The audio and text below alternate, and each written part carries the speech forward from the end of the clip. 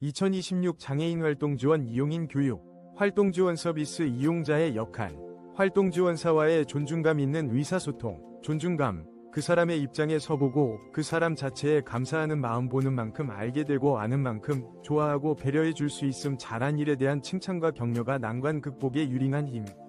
의사소통, 자신의 의견과 감정이 오해 없이 서로 잘 통함, 내가 먼저 다가가 주의 깊게 들음. 칭찬과 공감, 비난이 아닌 비판으로 부드럽게 표현. 말로 듣는 10%와 수면 아래에 있는 90%의 빙산처럼 의사소통 중에서 90%의 비언어적 의사소통의 맥락을 파악해야 소통이 가능합니다. 몸짓이나 표정이 55%로 많은 비율을 차지하고 목소리, 톤이 38%, 대화 내용이 7%입니다. 이는 비언어적 의사소통에 영향력을 줍니다. 의사불통의 문제로는 1. 대화 중단시키는 폭력적인 경청, 2. 무반응 경청, 3. 탓하고 지적하며 쉽게 판단하고 비난하는 대화, 4. 변명하고 애원하며 지나치게 의존적인 유형, 5. 지나치게 처짓거나 활동적이며 습관적으로 끼어드는 산만한 유형, 6. 냉담하고 경직된 자세와 표정으로 충고하며 조정하는 유형이 있습니다. 평등과 공감의 의사소통에는 성별, 언어 관습에 대해 이해하고 언어적, 비언어적 메시지가 일치되게 말하며 상대 말을 끊지 말고 기다려야 합니다. 직접적이고 명확하게 말하는 것이 필요하며 스스로 결정자의 위치에 놓고 생각하고 말해야 합니다. 그리고 상대방의 감정에 대해 생각하고 말해야 하며 대화의 맥락에 대해 살피는 습관을 가져야 합니다. 비난하지 않고 요청을 해야 하며 자기 대화 시간을 가져야 합니다. 상대방의 행동에 대해 나를 주어로 한 대화 방식인 나 전달법이 있습니다. 나 전달법은 내가 책을 읽는데 네가 떠들면 내가 책을 읽을 수 없어서 나는 정말 기분이 안 좋아라고 말하는 것이 나 전달법입니다.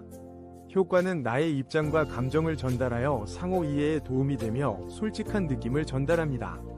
반면 야, 너 좀 조용히 해 라고 너 전달법으로 얘기를 하면 상대방과 상호관계 파괴, 공격, 비난의 느낌을 주며 상대는 변명하거나 반감, 저항, 공격성을 보이게 됩니다. 존중감 있는 의사소통에는 다운 대화법이 있습니다. 긍정어로 현재 문제, 나를 주어로 대안을 제시해야 하며 성별, 대화 맥락을 파악하는 것이 대화법입니다. 반면 단응 대화법은 부정어, 과거 문제로 너를 주어로 동기, 태도, 감정에 대한 추측은 평가적 언어이며 성차별적 언어입니다.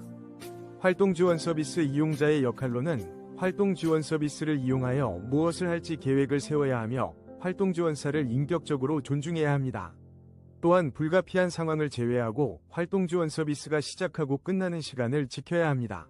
자신의 요구를 활동 지원사가 이해하기 쉽도록 간결한 말로 전달해야 하며 활동 지원사와는 의식적으로 일정한 거리를 두어 개인적 친근감과 활동 지원사로서의 입장을 별개로 생각해야 합니다.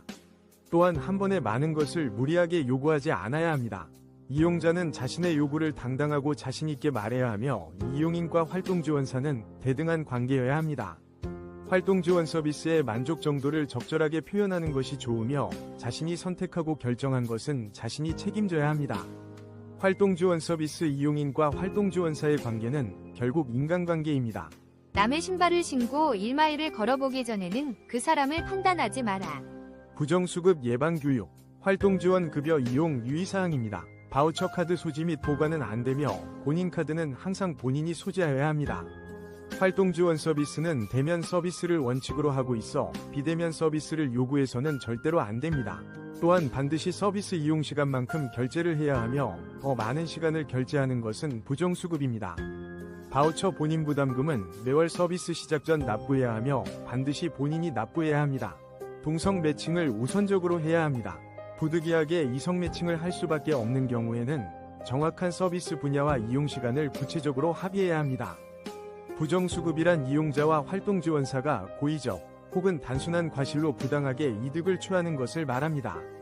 주정수급의 종류로는 허위결제, 이용자와 활동지원사의 담합, 이용이 제한되는 기간에 바우처 사용, 해외 출입국, 대리결제, 연속결제, 다른 서비스와 중복결제가 있습니다.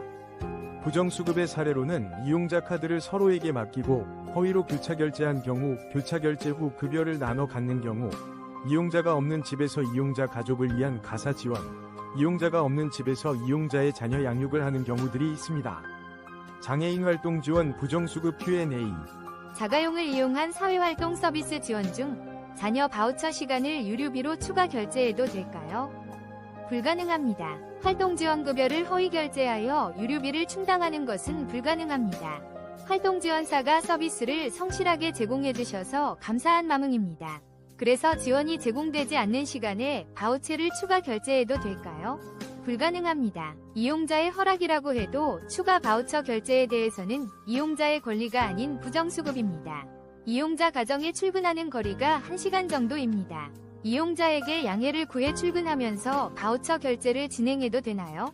불가능합니다. 장애인 활동 지원 서비스는 이용자를 만난 순간부터 시작입니다. 모든 근로는 근무 장소에서 시작되므로 출근 시간에는 바우처 결제를 해서는 안 됩니다. 부정수급에 적발되면 어떤 처벌을 받게 될까요? 장애인 활동 지원에 관한 법률과 보조금관리법에 따라 처벌됩니다. 활동지원사의 활동지원 자격정지가 되며 부당수령금액 전액 환수, 활동지원사 자격정지 및 취소, 형사처벌 5년 이하 징역 또는 5천만원 이하 벌금, 최대 5배까지 추가 징수를 할 수 있습니다. 이용자 활동지원급여가 중단되며 활동지원급여의 지급 중단, 최대 1년 범위 내에서 활동지원급여의 제공이 제한됩니다. 위반 시 처벌과 불이익을 받을 수도 있습니다. 부정행위 시 사회서비스 이용 및 이용권 관리에 관한 법률 제38조에 따라 1년 이하의 징역 또는 1천만원 이하의 벌금형이 주어지며 그 밖에 부정한 방법으로 바우처 이용 시 향후 서비스 이용에 제약이 있을 수 있습니다. 올해 3월 창원시에서는 장애인 활동 지원 부정수급 적발로 인해 14억을 환수한 사례가 있었습니다. 기관에서는 부정수급 예방을 위해 상시 모니터링을 진행하고 있습니다.